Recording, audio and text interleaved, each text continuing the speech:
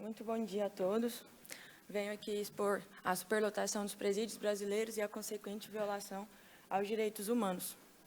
Primeiramente, o que me motivou a realizar esse trabalho foi a necessidade de conscientização, principalmente da população brasileira nos dias de hoje, que, principalmente a partir das eleições de 2018, tivemos um jargão emitido pela população brasileira, particularmente pela elite brasileira, de que bandido bom seria bandido morto.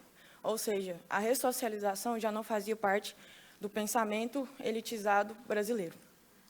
Também a necessidade de melhores políticas carcerárias e sociais, visto que hoje as políticas carcerárias envolvidas não se mostram demasiadamente precárias, como veremos a partir dos dados a seguir expostos. Além da violação crescente de direitos humanos fundamentais, como já exposto anteriormente por a exímia colega, há 2 apresentações. A necessidade de reforma educacional no Brasil, que hoje é também muito precária, principalmente para a população mais pobre brasileira. E, por fim, meu referencial teórico se baseou na obra de Michel Foucault e Eduardo Correia, escritor coimbrense. Hoje temos no Brasil 2.608 estabelecimentos penais, sendo 423.592 vagas. O problema disso, apesar de parecerem demasiada quantidade de vagas, é que a população carcerária ultrapassa 812.564 presos em sua totalidade. Temos ainda, em meu país, a 3ª maior população carcerária do mundo. Ficamos atrás apenas da China e dos Estados Unidos, cujas populações são maiores que as nossas. 41,5% dos presos brasileiros são presos provisórios. O pior de tudo isso é que esses presos provisórios nem passaram ainda por julgamento, ou seja, vários deles nem ao menos serão condenados ao final de seu julgamento. 366,5 mil mandados de prisão expedidos e não cumpridos. 94% desses mandados são foragidos dos sistemas prisionais. Hoje, por dados de ONGs, que acompanham os presídios brasileiros, temos a informação de que em uma cela que deveria portar 4 presos, portam uma média de 8 a 16. Eles ficam, literalmente, um em cima do outro, como poderemos ver em uma foto a seguir. A estimativa de crescimento da população carcerária brasileira é de 8,3% ao ano. Segundo essa estimativa, em até 2021, teremos 1,5 milhões de presos. Isso é o total da população da minha cidade, no estado de Goiás, a capital, Goiânia. 89% dessa população se encontra em unidades superlotadas. 55% entre 18 e 29 anos. Aqui eu gostaria de fazer um paralelo de que esses jovens, via de regra, provêm de famílias desestruturadas. Pais presos, alcoólatras ou drogados. Mães presas, alcoólatras ou drogadas. Usuários de drogas, peço perdão. Quando isso não acontece, a mãe, por se encontrar em situação extrema de pobreza, costuma trabalhar por demasiada quantidade de tempo, o que permite que as facções criminosas, principalmente no estado de São Paulo, provindas do que chamamos de PCC, alcancem esses jovens e os levem à maior criminalidade. 64% das pessoas presas são negras. E aqui gostaria de fazer um paralelo sobre a escravidão do Brasil e o enraizamento da escravidão nessa questão da pobreza e da quantidade absurda de negros que temos hoje na superpopulação dos presídios brasileiros. 75% dessas pessoas têm um ensino fundamental incompleto. Aqui vemos a necessidade de uma reforma educacional no meu país. 42,355 são mulheres. Esses dados são de 2018. E, assim como minha colega citou, essas mulheres diversas vezes deixam de comer, pois necessitam usar o pão do seu café da manhã como absorventes em épocas em que se encontram menstruadas. Menos de 1% dessa população possui graduação em ensino superior. Como eu disse anteriormente, os presos provisórios são aqueles que cumprem pena sem condenação. Via de regra, são presos que passaram pelas chamadas audiências de custódia, instituídas no Brasil em 2015, após julgamento, o início de julgamento por parte do STF, da DPF proposta, que significa a arguição de descumprimento de preceito fundamental proposta pelo partido PSOL, para reconhecimento de violação de direitos fundamentais da Fundação Carcerária Brasileira e posterior adoção de medidas para a melhoria do atual sistema carcerário brasileiro.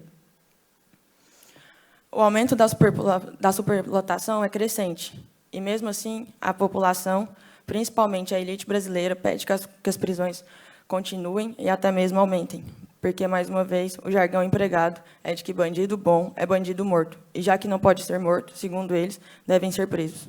A política de encarceramento em massa, então, seria a solução? Eduardo Correia, assim como Michel Foucault, acredita que não.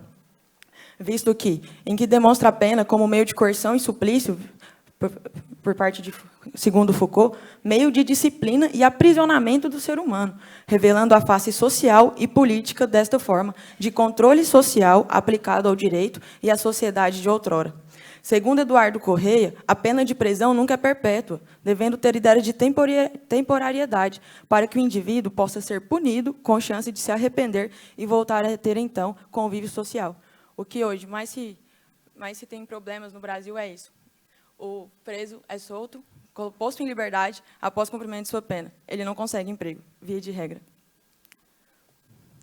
As audiências de custódia, como eu disse, implementadas no Brasil no ano de 2015, sendo que já faziam parte do nosso Código de Processo Penal desde sua criação,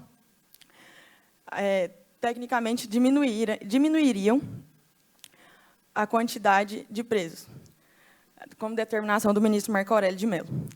Após sua criação em agosto de 2015, na capital do meu estado, o estado de Goiás, ficaram concentradas em uma única vara, sob o comando de um único juiz, o que me dá muito orgulho de dizer ter sido meu pai, perdurando assim até maio de 2018, quando a administração do Tribunal de Justiça de Goiás decidiu descentralizar a realização das audiências de custódia. Quando estava concentrado em apenas um juiz, o percentual próximo de conversão de prisão preventiva em prisão provisória era de menos de 40%. Ou seja, mais de 60% dos presos eram colocados em liberdade, porque os crimes cometidos por eles eram de menor infração, como furtos ou receptações simples, o que não faria sentido, no nosso ver, ou interpretação, que eles ficassem presos. Hoje, esse número é o contrário, mais de 70% são colocados em prisões provisórias. Os juízes goianos estão, de certa forma, desrespeitando a lei imposta no nosso Código de Processo Penal.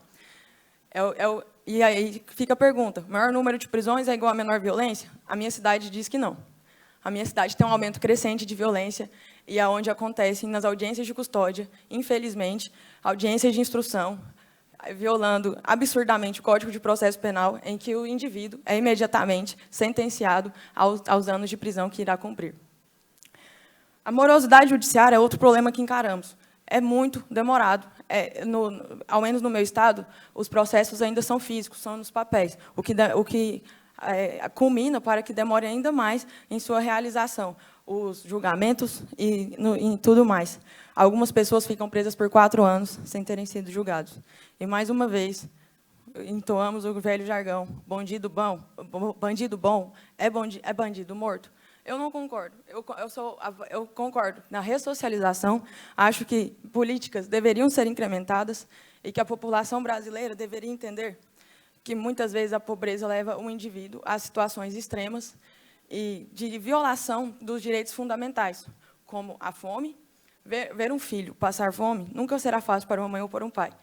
Ver um pai batendo na mãe nunca será fácil para um filho. As facções criminosas estão se aproveitando disso. E, cada vez mais, com a maior superlotação dos presídios brasileiros, a mão de obra criminal está aumentando absurdamente. Eles estão recrutando as pessoas através da superlotação dos nossos presídios. Aqui vemos uma mãe que pode ficar com o filho só até seus 6 meses, e que eu questiono uma reflexão. É isso que a gente quer para as nossas crianças? As crianças não seriam o futuro do mundo? Como esperar que uma criança cresça longe de sua mãe ou cresça dentro de um presídio superlotado, em que nem a mãe tem qualquer conforto ou qualquer respeito aos seus direitos fundamentais? Aqui é uma superlotação, isso é uma cela. Imagino que tem aqui mais de 20 pessoas, uma cela de 4 por 4 metros quadrados. E mais uma reflexão para finalizar uma exposição. Conheça todas as teorias, domine todas as técnicas, mas ao tocar uma alma humana, seja apenas outra alma humana. Carl Jung. Muito obrigada, pessoal.